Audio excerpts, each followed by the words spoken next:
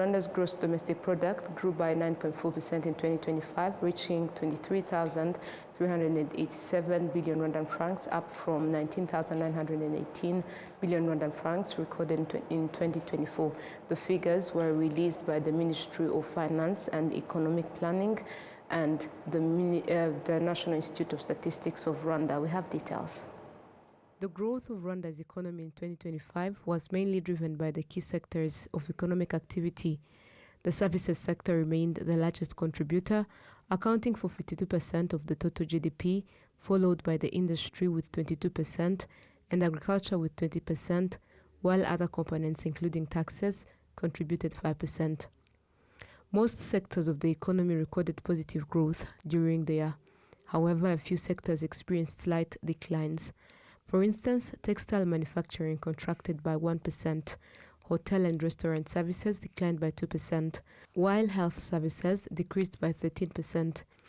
The Deputy Director General of the National Institute of Statistics of Rwanda, Jean-Claude Mwizerwa, explained that these declines did not significantly affect the overall economic performance, noting that the comparison was made against exceptional periods when certain sectors had received increased investment and activity. Although agriculture employs the majority of Rwanda's population, its contribution to the 2025 GDP remains lower than that of the services and industrial sectors. The Minister of Finance and Economic Planning, Yusuf Murangwa, stated that while the agriculture sector registered growth, it still requires significant improvements in productivity and modernization compared to other sectors of the economy. Addressing concerns about the ongoing geopolitical tensions involving Iran, the United States and Israel, which continues to affect the global economy, the Minister of Finance and Economic Planning acknowledged that Rwanda may experience indirect economic impacts. However, he reassured citizens that the government is working on measures to mitigate potential risks and maintain economic stability. If it is very huge, it means you're taxing a lot. If it is negative, it means you are negative. It means the services you're giving are less than the taxes which is also not good. It's not sustainable. So the range is okay. This it's an indirect way of seeing whether we are growing in terms of the resources we collect, especially to finance the development that we want to see. So if it is positive and not very exaggerated, it is good. It shows we are going in the right direction and slowly in a sustainable manner.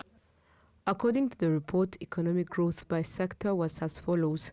Agriculture grew by 7%, industry grew by 11%, and services grew by 9%.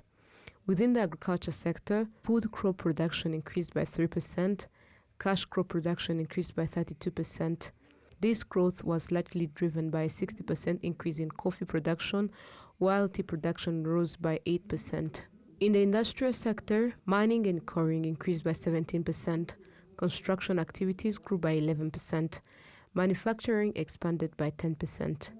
Manufacturing growth was mainly supported by the 35% increase in the cement and brick production, 21% increase in metal production, and 24% increase in chemical and plastic products. Meanwhile, food processing industries grew by 9%, textile manufacturing declined slightly by 1%. The services sector also recorded notable growth. Wholesale and retail trade increased by 15%, transport services grew by 7%, information and communication technology services expanded by 15%, financial and insurance services increased by 7%, public administration services grew by 6%, while education services increased by 5%.